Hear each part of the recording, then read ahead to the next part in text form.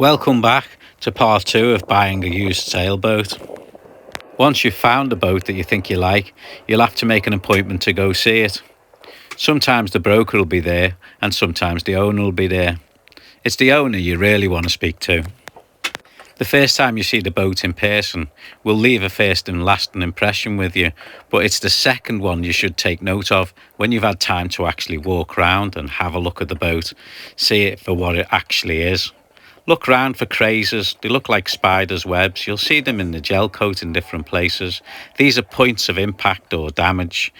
These could be perfectly fine on mid-deck or cabin side, but if you find them near something which supports something like a handrail or maybe a rig and wire or a fixing, then there is definitely concern for them because it could be the fixing causing the problem or the handrail. I like to take a walk around the outside of the boat to get a feel for it. It's important to me to know that I have good handholds, whether they become handrails or rig and wires, and I can move around easily. While I'm doing this, I'll take note of what the decks feel like under my feet. Are they easy to walk across? You can check for loose stanchions as you go, conditions of mast, cleats, everything that you view. 90% of the things that you look at will have telltale signs if there's a problem with them. Look at everything that's fitted to the boat for spiders' webs or looseness. Rig and wires are a point of real security. Are they crazed around? Is there any cracks around? Is the deck straight around across? If you put a ruler across, will it not be lifted at any point? Every fitting normally has a job to do, and that means they all come under stress at some point. Even the things that you don't think about. Like deck tracks, for example, they can take loads midway or at the ends. So can stanchions. Stanchions take a lot of loads. People swing on them. Look for cracking, looseness, are they secure? Whatever you do, don't let the glamour of the boat take away your time to look at these items. Make sure everyone is looked at. Check the coach roof where the mast lands. Make sure it's either convex or flat, whichever it should be. A dip in the deck at this point can cause all kinds of problems, and certainly a crack can cause a lot more. I personally think the forestay on a Marconi rig is the weakest link. So have a good look at it, make sure it's put together properly and everything looks decent there. As I look down this lower bottle screw, I note it's had an impact at some point, and you can see the actual thread is bent. Like I've said before, if you see spiders, webs, looseness or anything that's out of place, you must examine further. I need to have a better look at this, so that's exactly what I do. I get a bit closer to it, and with my fingernail I think, what's that I can feel? Oh no, there's a crack. A little crack at the bottom started developing. You just take note and move on. You don't know what else you're going to see.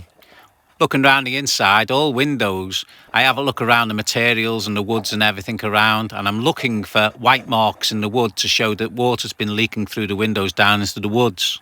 Some woods in a boat play very important parts, like stress loads, displacing them around the boat.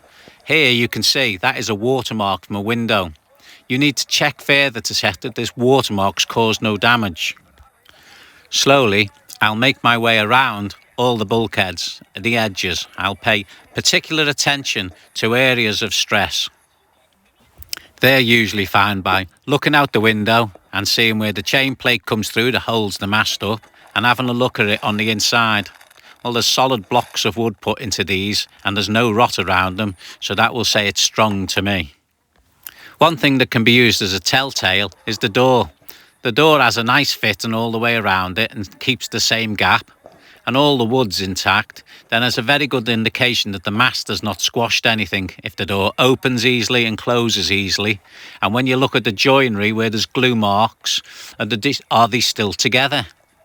This central bulkhead can often be the main mast support in many boats on these two sides, but on this boat it also has a mast support post which probably takes most of the load. Again, I'll go to windows to have a peek outside to see where the chain plates are coming through and to see where I need to look to see if they're attached.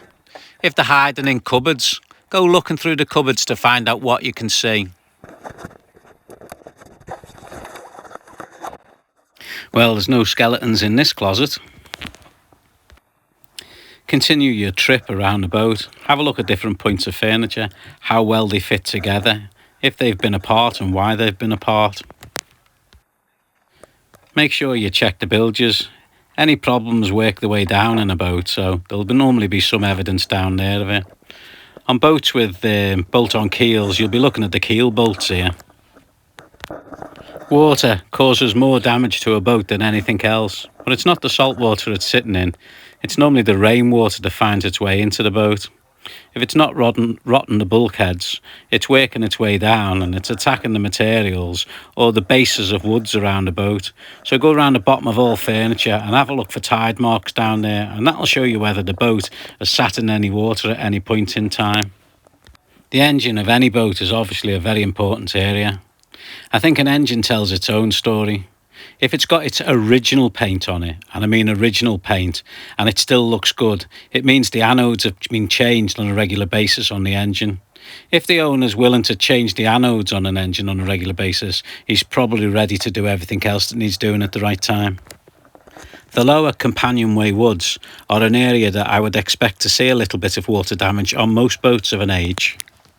I would not expect to see any real damage though, any rotten woods. Having neat electricals saves faults in the future, and the addition of modern electricals added to the boat might push the price up considerably. Do the instruments need updating, or are they up to date and all working well? Check them, make sure they do what they're supposed to do. Some areas, like pulling up the cockpit sole floor, are quite difficult to do if you haven't got the key in order to do it, but other areas, like stern lockers, can show you a lot of things, like rudder shafts, steering gear. How neat it is down there, how well things are mounted, gives you a clue to what the rest of the boat looks like. It's quality to see anode wires fitted where required, and it's also quality to have a look at the layup and see how good it is. Gives you an insight to how the rest of the boat is built.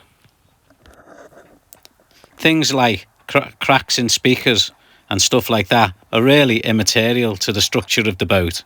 The speaker could be replaced or it could be repaired. What you really need to look for are the things that hold the boat together. Woodwork's one of them things. These doors are glued together. How well are they glued together? Are they opened up at any points? Is there any rot in these areas? These are areas that will cost you to have repaired. But you shouldn't lose heart if that's all that's wrong, because that's a repairable item. If you've got a sea toilet fitted, it also probably means you've got a 2-inch hole in the bottom of your boat somewhere. Holes that come through boats are called seacocks, and they can be made of all kinds of different materials these days. You don't want to see any traces of water from fittings that go through the hull. They will leave little telltale signs. You can see it's not been cleaned down here for a bit, but you can also see that there's no problems down here. But do they work? Can you shut them off if you need to? Try them, see if the handles are free and you can actually close the seacock off. When the handle runs straight with the seacock, that's the flow position. You need to push the handle 90 degrees to the line of the seacock to close it off. Try them. They've got to go one way or the other. It moves. There you go. Try the other one. It's got to go one way or the other. It moves. They're okay.